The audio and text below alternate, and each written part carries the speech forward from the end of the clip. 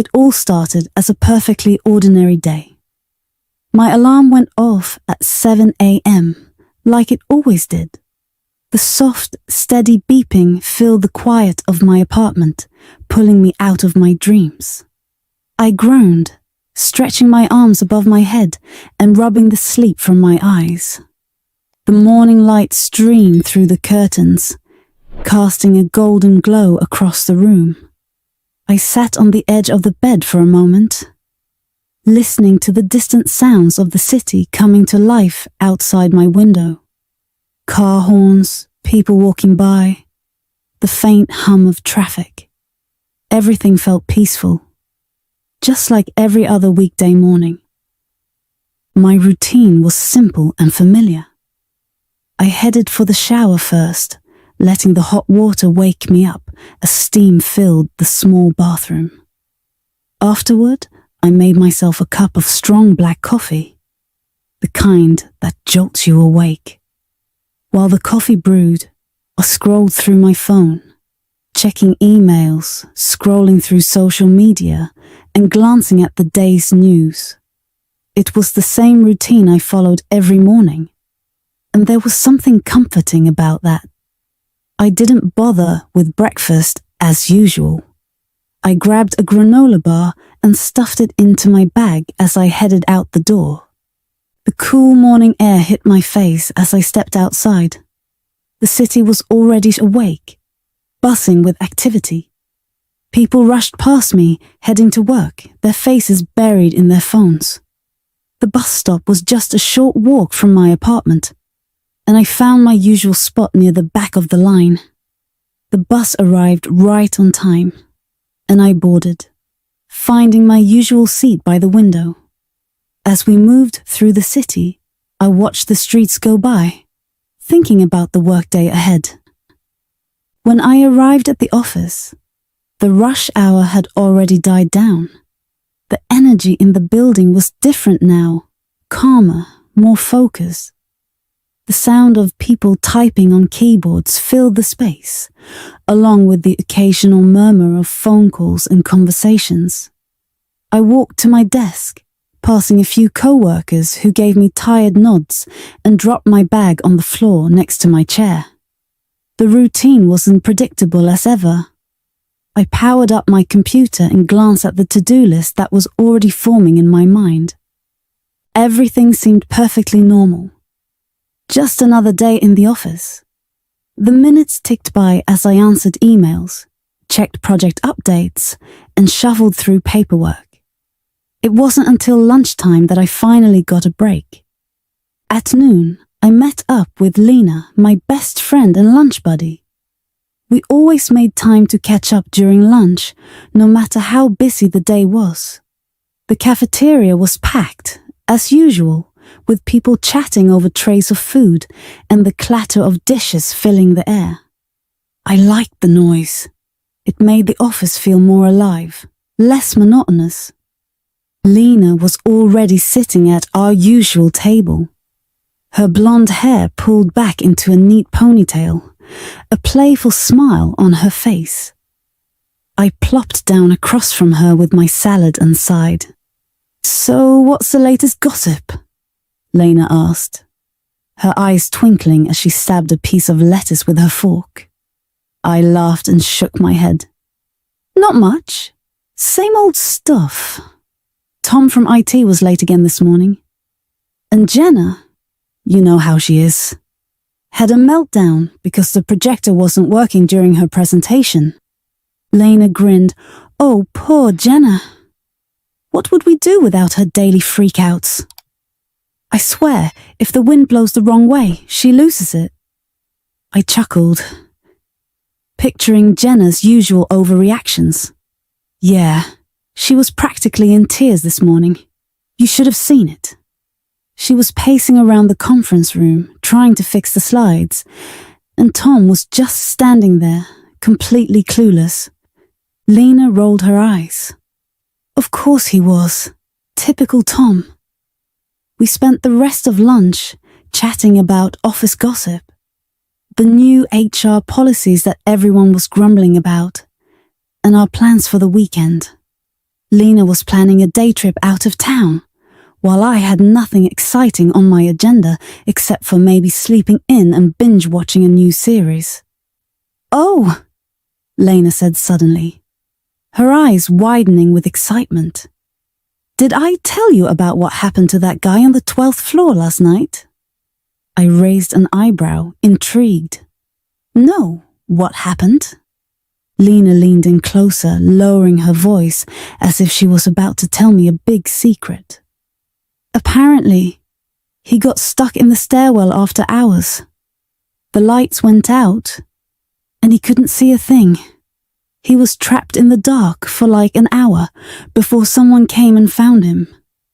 A shiver ran down my spine at the thought. Seriously, that sounds terrifying. Was he alone? Lena nodded, her expression serious now. "Yeah, completely alone. He said it was pitch black, and he couldn't even see his own hand in front of his face." I shivered again. That's exactly why I hate staying late at the office. It's creepy enough when it's empty, but being stuck in the dark like that? No, thank you. Lena grinned, clearly enjoying my discomfort. "Yeah, I guess you won't be staying late tonight then, huh?" I laughed, but a part of me couldn't shake the unease that settled in my stomach. Still, I brushed it off. It was just a story after all. Things like that didn't happen to me. After lunch, we went our separate ways. As I sat back down at my desk, the thought of the guy trapped in the stairwell kept coming back to me. I imagined him standing there, alone in the dark, waiting for someone to find him. The office suddenly felt a little too quiet, a little too still. I pushed the thought aside and got back to work. There were emails to send, reports to finish, and a project that needed my attention. The afternoon dragged on, and by 3 p.m. I was starting to feel the weight of the day settling on my shoulders. That's when my boss, Mr. Carter, called me into his office. He was a tough but fair boss. He didn't sugarcoat things, but if you worked hard, he respected you. "Maya, I need you to finish that project by tonight," he said without looking up from his computer. I was surprised. "Tonight?" I hadn't planned on staying late. "Yeah, I know it's last minute, but we have a big client presentation tomorrow. Can you handle it?" I nodded. "I'll stay as long as it takes." "Good," he said, finally glancing up. "I knew I could count on you." And just like that, my evening plans were thrown out the window. I headed back to my desk, mentally preparing myself for a long night. The office was still busy, but I could feel the energy shifting. People were finishing up their work, ready to head home. By the time 6 p.m. rolled around, the office was nearly empty. I kept working, typing away at my computer, the soft glow of the monitor, the only light in the dimly lit office. The minutes stretched into hours, and soon it was 8 p.m. By then, the building was almost deserted. The usual sounds of the office, phones ringing, people chatting, had faded, replaced by the occasional creak of the elevator or the distant hum of the air conditioning. The emptiness made me feel a little uneasy, but I pushed through it. I was determined to finish the project no matter how late it got. Around 9 p.m. I took a break. I stood up, stretching my stiff legs, and decided to head down the hallway to grab a coffee. The hallway was dimly lit, and my footsteps echoed loudly in the silence. I couldn't help but think about what Lena had said earlier about the guy getting stuck in the stairwell. The thought of being alone in the dark sent another shiver down my spine. As I waited for the coffee to brew, I pulled out my phone and sent Lena a quick text. "Still here. Looks like it's going to be a late one." A few seconds later, my phone buzzed with her reply. Ugh, you poor thing. I'm already in bed. I smiled at her message. Lena always knew how to make me feel better, even when I was buried in work. After grabbing my coffee, I headed back to my desk and got back to work. The hours ticked by slowly. By 10:30 p.m., the building was eerily quiet.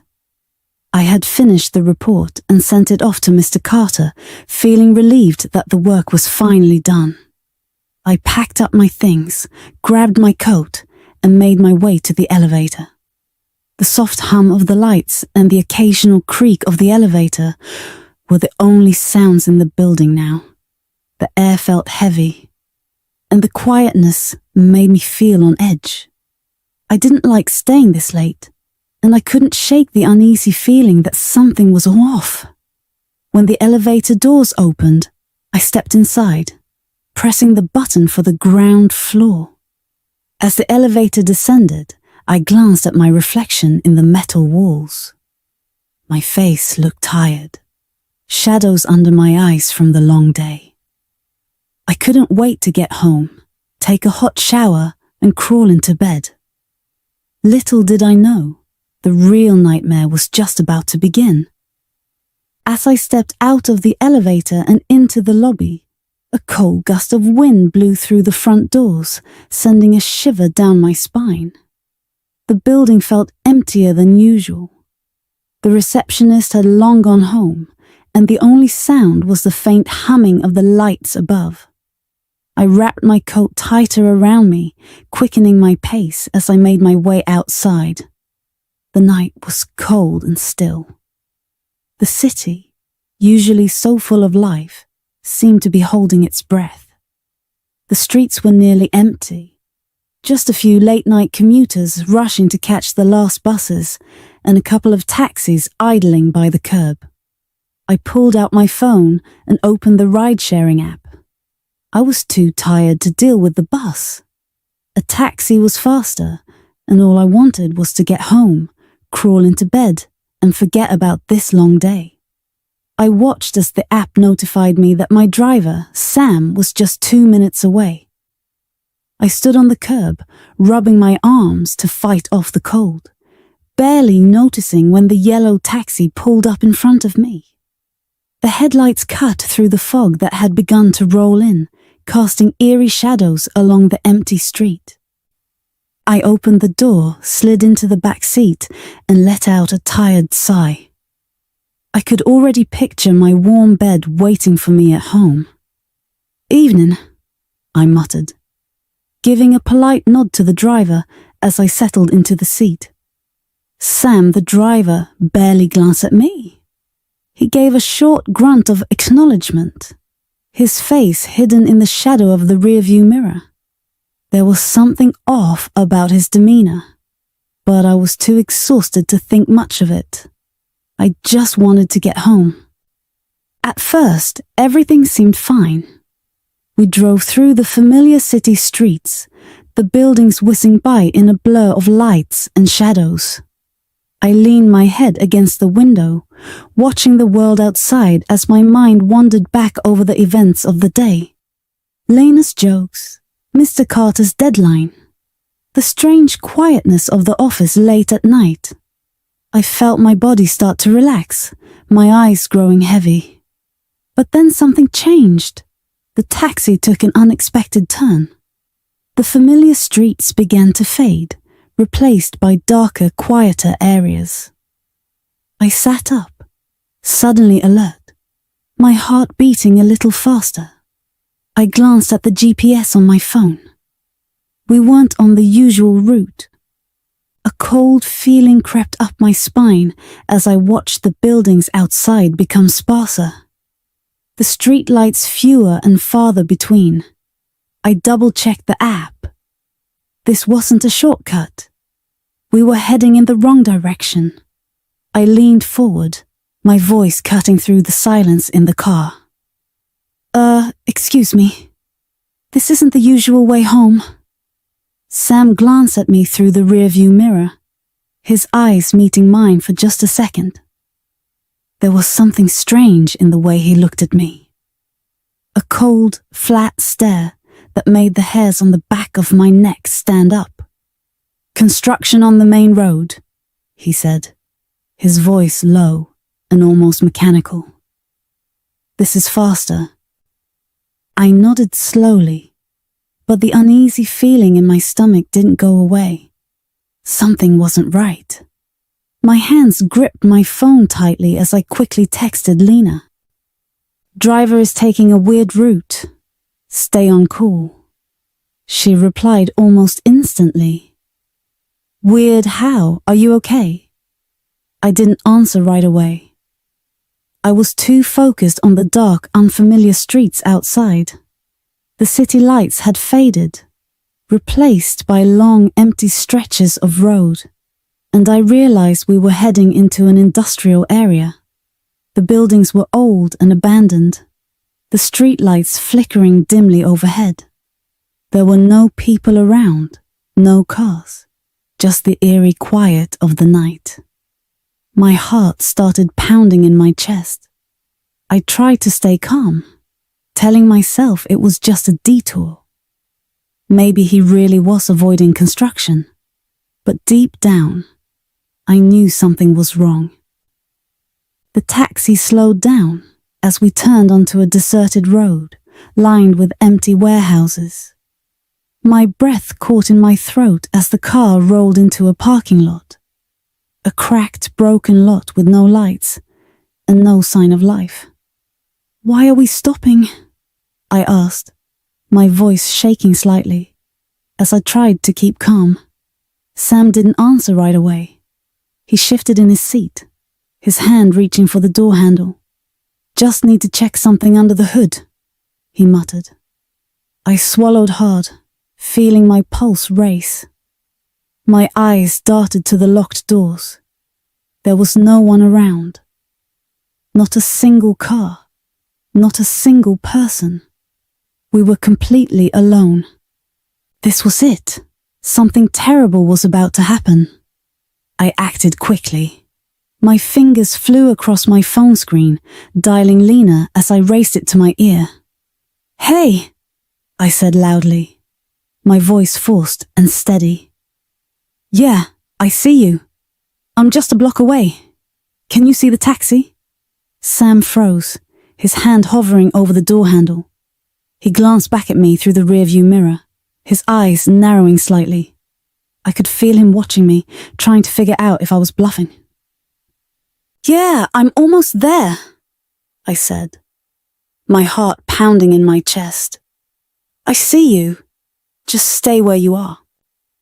For a long, tense moment, neither of us moved. The air in the taxi felt heavy, thick with fear. I kept my eyes locked on his in the mirror, willing myself to stay calm, to keep up the act. Then, without a word, Sam slowly let go of the door handle. He turned back to the wheel, his face unreadable as the engine roared to life again. The taxi pulled back onto the road, leaving the empty parking lot behind. I didn't stop my fake conversation. "Yeah, just a few more minutes," I said, forcing a smile onto my face, even though my hands were trembling. "I'll be out in a sec." We drove back onto the main road, and I felt a surge of relief wash over me as I saw familiar streets once again. My apartment building came into view, and the moment the taxi slowed down, I pushed the door open before the car had even fully stopped. I bolted out of the car, my breath coming in short, panicked bursts. My hands were shaking as I fumbled with my keys, glancing back over my shoulder to see if Sam was still watching. He was. The taxi sat idling at the curb, his cold eyes staring at me through the rearview mirror. I rushed inside my building, slamming the door shut behind me and locking every bolt in place. I leaned against the door, my heart still racing, trying to calm down. My phone buzzed in my hand. It was Lena. "Are you okay? Should I call someone?" Her message read. I stared at it for a second. then slowly typed back, "I'm home. I'm safe." But even as I typed the words, I didn't feel safe. I walked over to the window, my hands still trembling, and peeked through the curtains. The taxi was still there, parked just down the street, its headlights glowing faintly in the darkness.